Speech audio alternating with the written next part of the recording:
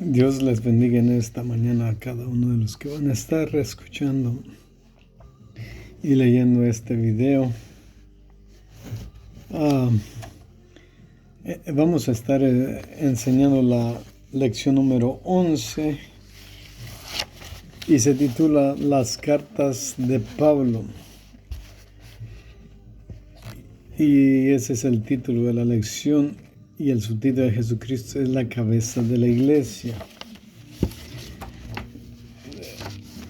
Para aquellos que tienen su expositor ahí donde dice resumen de la lección, vamos a estar leyendo ese párrafo también, pero antes de pasar adelante vamos a hacer una pequeña oración para que Dios sea el que nos bendiga, nos use, nos hable y podamos aprender en esta mañana de su palabra. Delante de tu presencia estamos, Señor, pidiéndote y suplicándote que tú toques cada corazón que vaya a mirar este video, que tú bendigas en una manera especial, que tú me uses y que seas tú glorificado. Bendícenos en esta mañana, que podamos sentir tu Santo Espíritu, sentir tu presencia. Todo te lo rogamos en el nombre de Jesús. Bendice a cada oyente, cada uno de los que van a ver este video, en el nombre de Jesús. Amén. Perdonen, hermano. Bueno, vamos a leer, como les dije, allí donde dice resumen de la lección. En esta lección enfatizamos la primera sección titulada Cristo y su Iglesia, debido que a una comprensión bíblica de la Iglesia es primordial. Vivimos en una época en la que algunos son muy escépticos, por no decir cínicos, de cualquier forma de autoridad. Sin embargo, somos parte de la casa de Dios edificada por Cristo, por lo que es bueno revisar la manera en la que lo hizo. Las profecías estudiadas en la sección acerca de la venida de Cristo se consideraba a la luz de las mayores preocupaciones que enfrentó Tesalónica. Pablo predicó acerca de la importancia de estar preparado para la venida de Cristo. En nuestra oración, que las lecturas sobre el cuidado pastoral promuevan las conversaciones sobre cómo proteger a sus ministros. Se cree que están trabajando demasiado fuerte. Esto ocurre a menudo en respuesta a expectativas poco saludables. El texto aéreo, Colosenses 1:18. Vamos a leerlo. Es la cabeza del cuerpo, que es la iglesia. Jesús es la cabeza del cuerpo, que es la iglesia. El que es principio, el primogénito de entre los muertos, para que en todo tengas la preeminencia. Para que en todo tenga la preeminencia. O sea que nuestro Señor es la cabeza de la iglesia en estos días y siempre lo ha sido. Vamos a leer el primer punto de nuestra lección. Dice Cristo y su iglesia. Entonces vamos a mirar a Colosenses 1:17. Dice así: y Él es antes de todas las cosas, y todas las cosas en Él subsisten. Y el 18 dice: y Él es la cabeza del cuerpo, que es la iglesia, el que es el principio, el primogénito de entre los muertos, para que en todo tenga la preeminencia. Miramos que Jesucristo es el cuerpo de la iglesia. Él la fundó, Él hizo la iglesia primitiva. Y la iglesia es cada uno de los miembros, formamos parte de la iglesia. Estos versículos son muy importantes si nosotros los examinamos, los escudriñamos. Por ejemplo, Jesucristo es la cabeza de la iglesia. Yo soy parte de la iglesia, y cada uno de los que son lavados con la sangre preciosa de Cristo ya forman parte de la iglesia.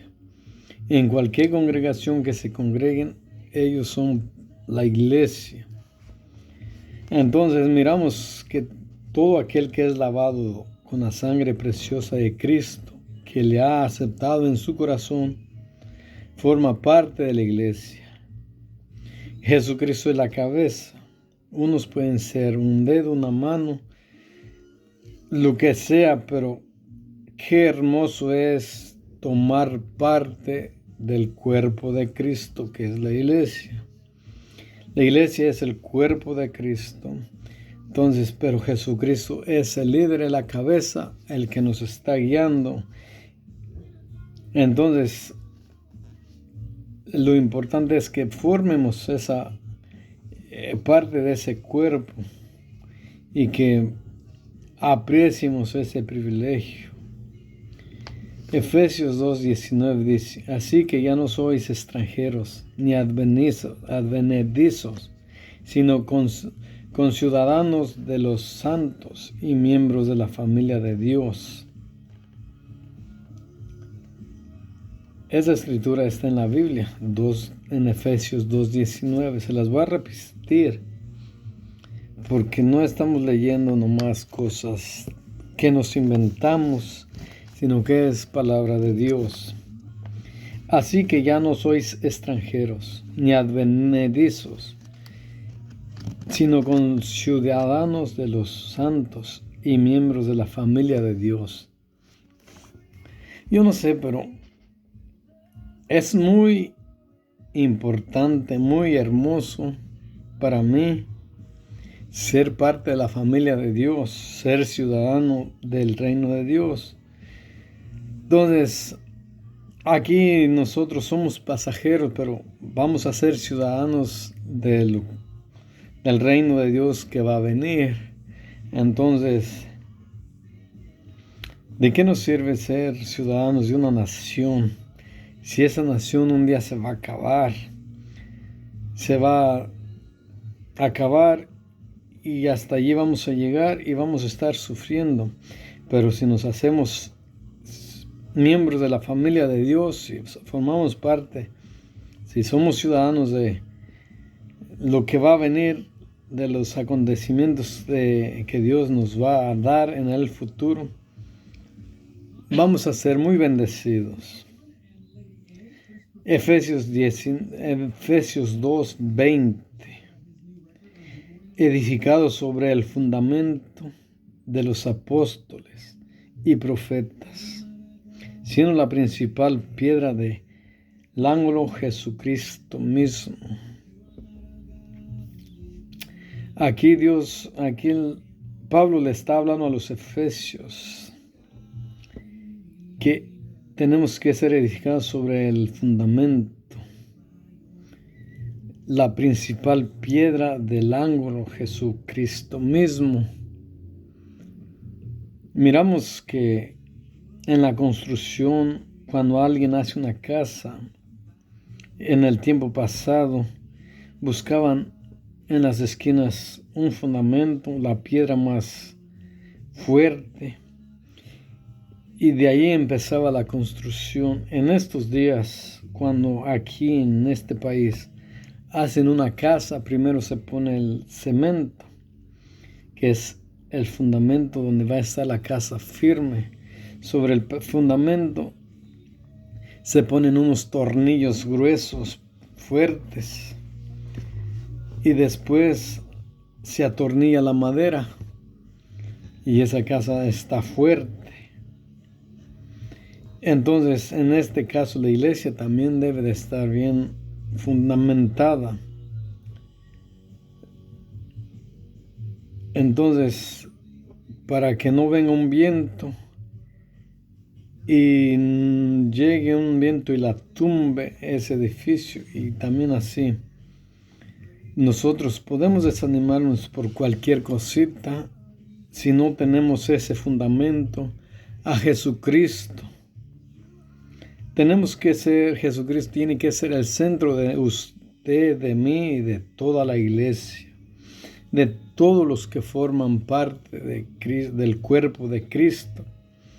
Si no tenemos ese fundamento, nos vamos a desanimar, nos vamos a caer y no vamos a levantarnos. Pero si tenemos ese fundamento, vamos a permanecer firmes. Y sigue diciendo Efesios 4:11. Y él mismo constituyó a unos apóstoles, a otros profetas, a otros evangelistas y a otros pastores y maestros. Entonces Dios escogió a sus hombres para perfeccionar su iglesia, para enseñarles las instrucciones que Jesucristo mismo ya nos había dejado. Entonces en estos días Él nos sigue hablando como le habló a la iglesia primitiva. Él nos sigue dejando esa misma autoridad. Nos sigue dejando esa misma responsabilidad de hablar a las almas, de evangelizar el evangelio, de predicar la palabra de Dios, de amar a nuestros prójimos, de amar a nuestros hermanos, de amar a las almas que no conocen a Jesús. Y todo esto Él nos lo ha enseñado como lo enseñó a la iglesia primitiva. Es la misma palabra que Él le enseñó a la iglesia, a los apóstoles. Es la misma palabra que Él nos dejó hasta estos días. Muy bien. Entonces dice el Efesios 4:12. A fin de perfeccionar a los santos para la obra del ministerio, para la edificación del cuerpo de Cristo. Y el cuerpo de Cristo es la iglesia.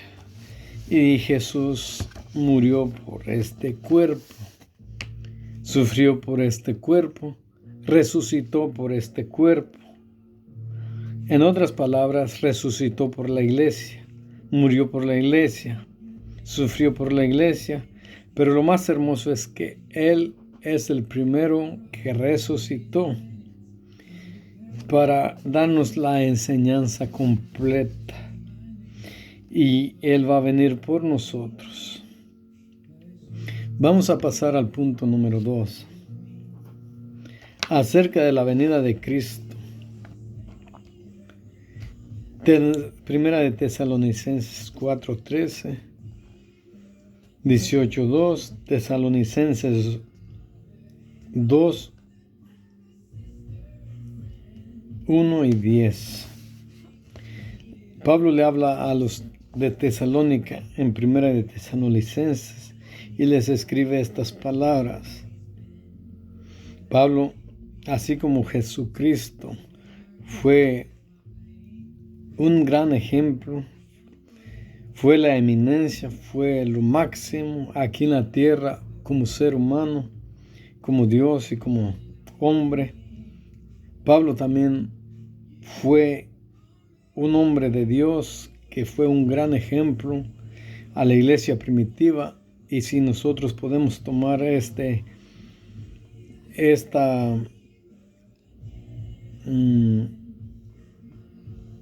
decisión, o sea, mirar a Él, esta conclusión también para nosotros puede ser un ejemplo.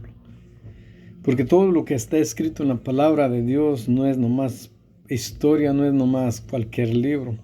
Es lo que Dios dejó escrito para nuestra enseñanza, para que nosotros podamos mirar los ejemplos de los hombres de Dios que Él los usó de una manera especial, haciendo milagros, maravillas y demostrando que Él tiene poder.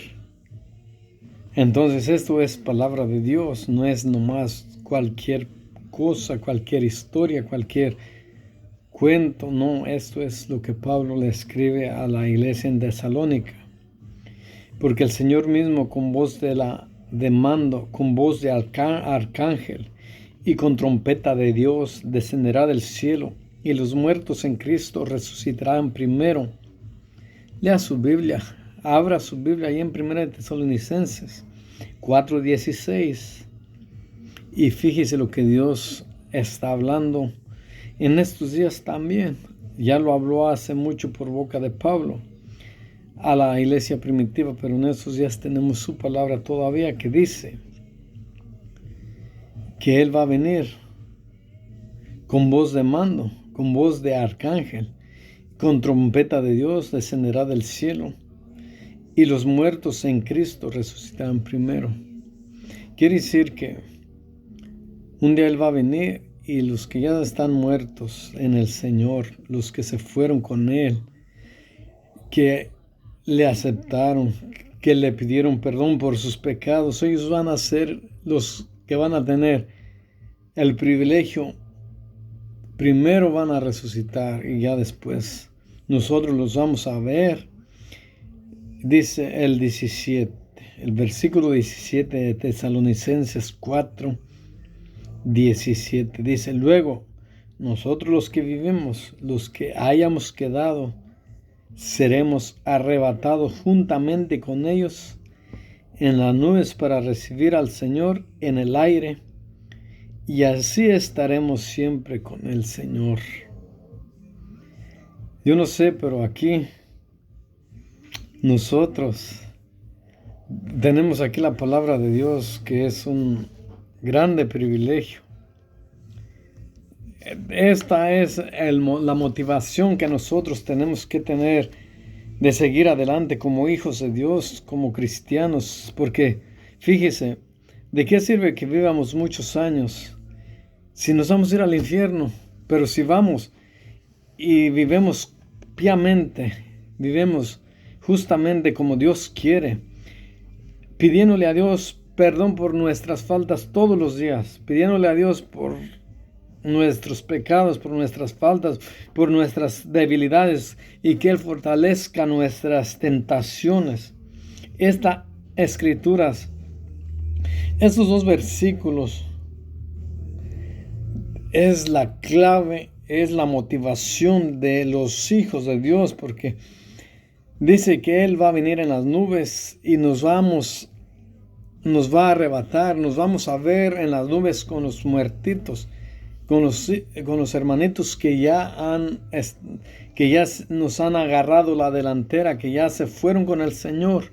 Ellos van a resucitar y nosotros, los que todavía vivemos, si somos fieles con el Señor, nos vamos a juntar ese grupo en las nubes, allí con el Señor, y vamos a estar para siempre con Él. Dice su palabra así, y lo que Él dice, Él lo cumple, porque Él lo ha cumplido, porque hemos mirado, hemos visto su poder, su gloria, su presencia, sus promesas.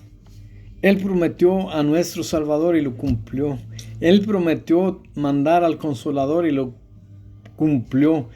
Y Él prometió ayudarnos y lo está cumpliendo. A veces nosotros nos descarriamos, a veces nosotros nos descuidamos, pero no quiere decir que Él no esté con nosotros. Él siempre ha estado con nosotros. Él siempre está con nosotros. Nosotros somos los que le fallamos, pero estos dos versículos, vamos a leerlo. Abra su Biblia si usted tiene allí. Dice, porque el Señor mismo con voz de mando, con voz de arcángel, con trompeta de Dios descenderá del cielo, y los muertos en Cristo resucitarán primero. Luego nosotros los que vivemos, los que hayamos quedado, seremos arrebatados juntamente con ellos en la nube para recibir al Señor en el aire. Y así estaremos para siempre con el Señor. Allí va a ser la victoria de nosotros. Porque cuando ya estemos con el Señor para siempre, ya no habrá nadie que nos pueda detener. Ya no habrá tristeza, no habrá llanto, no habrá dolor. Allí va a ser el triunfo, la victoria final para usted y para mí, porque cuando ya estemos con el Señor para siempre, hemos ganado la batalla, hemos ganado las guerras juntamente con Él.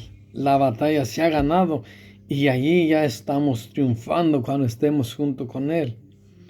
Pero si no, nos vamos a quedar y va a ser muy triste. Cuando venga ese acontecimiento, si el que se quede en esta tierra va a ser muy triste, porque viene una destrucción muy difícil. Dice, por tanto, alentad los unos a los otros con estas palabras. Yo quiero que tú te aprendas 1 Tesalonicenses 4:16 de memoria. Yo quiero que estas escrituras te van a alentar. No quiero que tú te las aprendas nomás por aprender, sino porque estas escrituras es la clave básica donde debemos de confiar los que estamos esperando este acontecimiento. Si no hubieran esas escrituras, ¿de qué sirviera estar siendo cristiano, confiando en el Cristo que vino a este mundo a salvarnos? Pero con estas dos palabras, con estas dos escrituras que Dios ha dado, es su promesa que va a venir por ti, por mí. ¿No quieres tú irte con el Señor? Yo sí. Yo quiero estar en este acontecimiento porque es la clave, es la motivación que nosotros tenemos que tener como hijos de Dios. Segunda de Tesalonicenses 2:2 dice, que no os dejéis mover fácilmente de vuestro modo de pensar, ni os conturbéis ni por espíritu, ni por palabra, ni por carta, como fuera nuestra, en el sentido de que el día del Señor está cerca. Pablo les vuelve a escribir en 2 de Tesalonicenses 2:2 a la iglesia que estaba allí, que no se dejen mover fácilmente. Porque como en estos días hay muchas religiones, muchas iglesias. No digo que sí hay unas que no están enseñando cómo es la palabra de Dios. Entonces Pablo en aquel tiempo había iglesias de ese tipo o grupos de ese tipo que estaban desanimando a los hijos de Dios, a los cristianos en esa época. Y Pablo les escribe esto, que no se dejen mover de la manera que Él los enseñó. Y en estos días, si hay una iglesia que te está enseñando y que no pone a Cristo como nuestro Salvador, que no le da su lugar a Jesucristo como piedra angular, si no le da el lugar a Jesucristo como Dios, como Salvador, como el camino al cielo, no te la recomiendo. Pero si le da el lugar a Jesucristo como Salvador, como Dios, como el Salvador, como la piedra angular que dirigió la iglesia primitiva, está bien. Sigue allí si estás a gusto. Jesucristo es el camino y la verdad, y nadie va al Padre si no es por Él. Por eso Pablo también le escribió esta carta a la iglesia que estaba en Tesalónica, que no se movieran tan fácil, que no fueran engañados, que se agarraran de lo que Él les había enseñado. Y Él les enseñó lo mismo que nosotros tenemos en estos días. La palabra de Dios es poderosa. Y por medio de la palabra de Dios, si nosotros confiamos en ella y la aplicamos, Dios se mueve en una manera especial. Él mueve su mano milagrosamente. Él puede hacer milagros hoy, ayer y por siempre. Él sigue teniendo el mismo poder. Ahora nosotros somos los que tenemos que usar su palabra, aplicarla a nuestra vida. Si no la aplicamos, no puede haber los milagros y maravillas que hubo en la iglesia primitiva. Pero si nosotros aplicamos su palabra a nuestra vida, en la manera de vivir, en la manera de pedirle a Dios con humildad, con fuerza, Él se va a mover. Y pues Vamos a leer el punto número 3. Dice, cuidado e instrucción pastoral. Pablo también le está hablando a Timoteo. En 1 Timoteo 6:11 dice, mas tú, hombre de Dios, huye de estas cosas y sigue la justicia, la piedad, la fe, el amor, la paciencia, la mansedumbre. En 1 Timoteo 6:12, apúntalo allí si tienes lápiz y libreta, para cuando tú estés en tu casa, medites en esta hermosa palabra de Dios.